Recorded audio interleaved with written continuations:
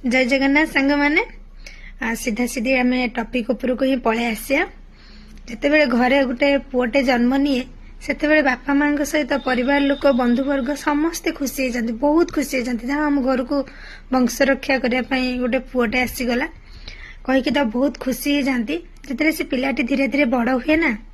एमानकर आरंभ हो जाए नटखट गुण सब देखो से पिला घर पिला चलिलानी घर पिला कथा कहलानी घर पिला जानच सी पणिखिया डाकिदेलानी सी ओ डाकिदेलानी अमके कहलानी तमके कहलानी एमती कही कही कही कहीकि